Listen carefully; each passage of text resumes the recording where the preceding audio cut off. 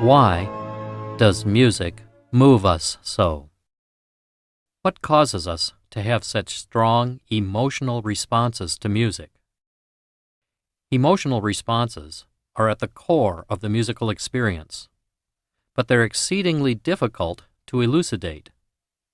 Philosophers, psychologists, and now neuroscientists have all struggled with the basic question of how and why we respond to music the way we do. A detailed examination of the topic is beyond the scope of this presentation. What is presented is a brief overview, followed by some musical examples. It's hoped that general viewers will find this treatment useful, and that those more keenly interested will consult the many excellent sources that are available. Let's begin with an analogy. Imagine that I've gone out for an evening walk. All of a sudden, my pleasant stroll is interrupted by ferocious barking. Although my reactions would take place in a split second, let's pause to consider what's going on. At the sound of the barking, my body instantly switches on a fight or flight response as I prepare to do battle or to run away. Notice that this happens even before I consciously recognize that it's happened. A microsecond after my initial fight or flight response, I turn toward the source of the sound. My gaze takes in the sight of a dog, and I identify the sound. Whoa, that was close. Now I notice that the dog is behind a fence, and I'm safe. Now suppose I travel the same path each time I go out for an evening stroll. Although the dog barks each time I walk by, I've come to expect it, and soon it doesn't scare me at all. After walking the path for several weeks, I've now come to expect the barking dog to such an extent that I scarcely give him any thought. Since I've come to expect it, I hardly pay any attention to the dog's barking. However, this time, when I look over my shoulder, I'm astonished to see that the fence is gone. Instantly, my body reacts just as it did the first time. Whoa!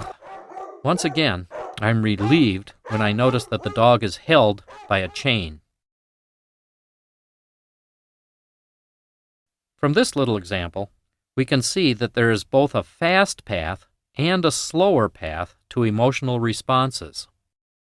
The fast path, biological arousal, stems from our earliest days as a species. Living in nature, it wouldn't do us much good if we had to stop and think about a sudden auditory or visual threat.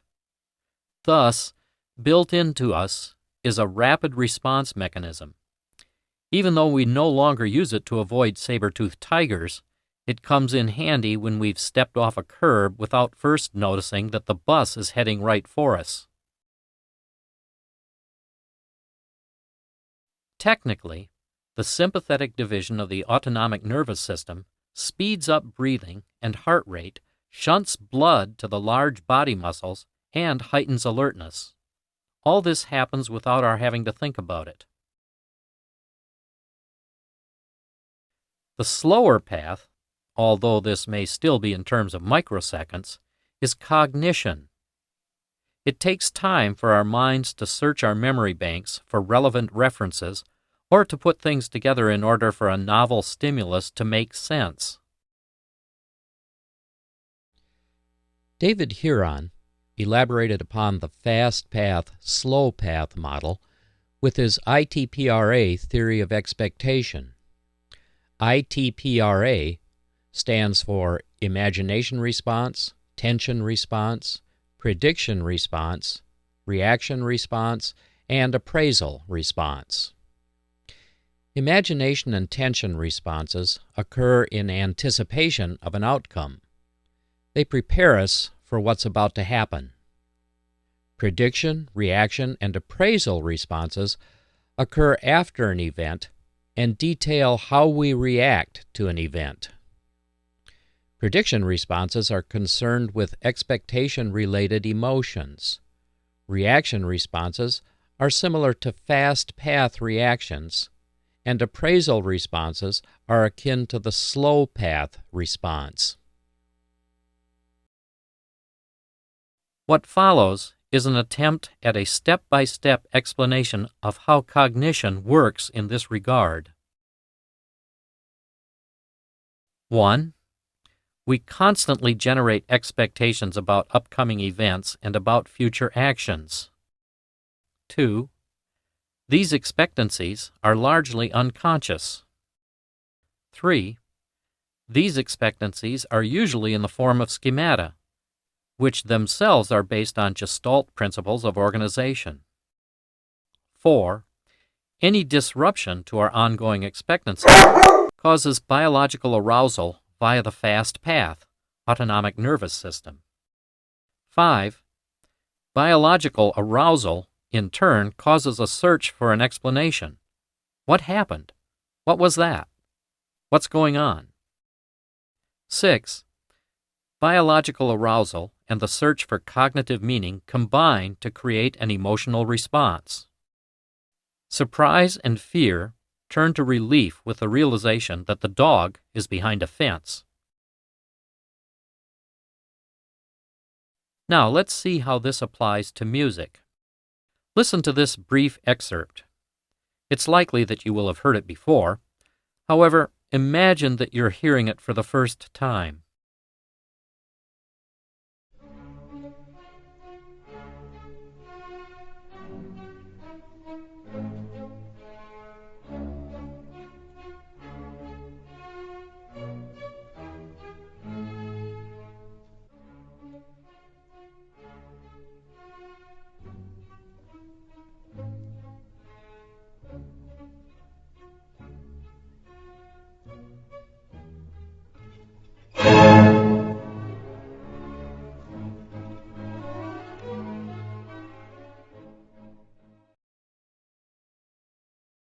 Several things are in operation here, just as they were in the walk.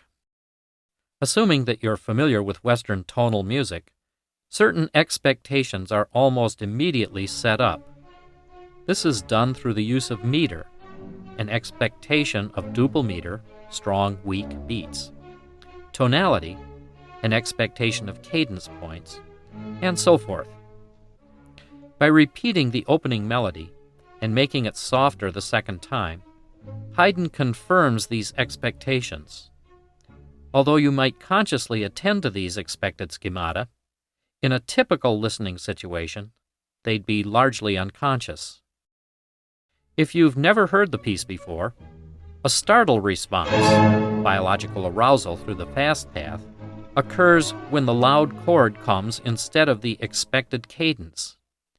Even if you have heard it before, the anticipation of the surprise might still make it a pleasurable experience. Let's add 5 more points of refinement to the rather simplistic examples we've used previously. Afterwards, there are numerous musical examples to illustrate these points. Dowling and Harwood use the analogy of driving a car. If you're driving a familiar route, say from home to work, you decide where to go, and then mostly unconscious and automatic responses take over. Consciously, you might be daydreaming or listening to the radio or talking with a passenger. Subconsciously, there are numerous schemata that occur, flipping a turn signal, stopping at a red light, and that type of thing. Any sudden interruption of your plan, say by a car pulling out in front of you, causes a disruption in your conscious activities and forces you to pay attention to your driving. Moreover, such a disruption is likely to cause an emotional reaction. In listening to music, a number of largely unconscious schemata are at work in your mind creating expectancies for upcoming musical events. Creative composers continuously interrupt these ongoing plans, causing emotional responses. Sloboda illustrates how cognition and affect are related in the musical experience by the analogy of hearing a joke. When you hear a joke, you must follow along by understanding the propositions being asserted, remembering details, and determining the incongruity, double meaning, or whatever makes the joke. If you get the joke, you may have an emotional reaction of laughter. It's also possible to get the joke without having an emotional reaction. However, the reverse isn't likely, to have an emotional reaction without understanding the joke. More correctly, you may have a reaction of frustration, bewilderment, or boredom, but not laughter. So it is with music. A person may understand a piece of music without being moved by it. However, being moved by it normally means cognitive understanding to some degree, even if it's largely unconscious. The music has to make sense, at least to some degree. Meyer writes that patterns of music are implicative in that they may lead to a number of alternative realizations. Narmore further developed these ideas into the implication-realization model. In general, human beings hate uncertainty. Making sense of the world brings satisfaction. However, we've created many experiences, sports, games, puzzles, that allow us to experience uncertainty in safe, constrained situations. The outcome is mentally pleasurable. Music can be seen in the same way. Composers set up, largely unconscious, musical implications that can be realized in a number of ways. How creative the composer is in creating these implication-realization patterns, through variations or unexpected surprises, may say something about his greatness, and it's the stuff of musical pleasure. In music, the arousal and resolution of uncertainty is an essential basis for aesthetic emotional experience. Based on the work of Wundt, Berline, and others, McMullen developed the figure shown below. This inverted U-shaped curve represents how we tend to respond to music. Our acceptance is high when activation, based on structure and energy, is at the midpoint. When activation is too high or too low, we'll reject a musical experience, or tend to value it less. Taking the activation element of complexity as an example, when a musical experience is perceived to be too simple, the experience is evaluated less positively or nearer the rejection end. As complexity increases, an optimum level will be reached, and the musical experience will achieve greatest acceptance. If complexity is increased beyond the optimum level, the musical experience moves back toward the rejection end of the continuum. Frege posited laws of emotion that help to explain our emotional responses within a broader context. The law of situational meaning. Emotions arise in response to the meaning structures of a given situation. Different emotions arise in response to different meaning structures. The same piece of music played at a wedding and at a funeral will likely generate very different emotional responses. The law of concern. Emotions arise in response to events that are important to the individual's goals, motives, or concerns. A piece of music performed at your wedding might cause you to have a different reaction than at somebody else's wedding. The law of apparent reality. Emotions are elicited by events appraised as real, and their intensity corresponds to the degree to which this is the case.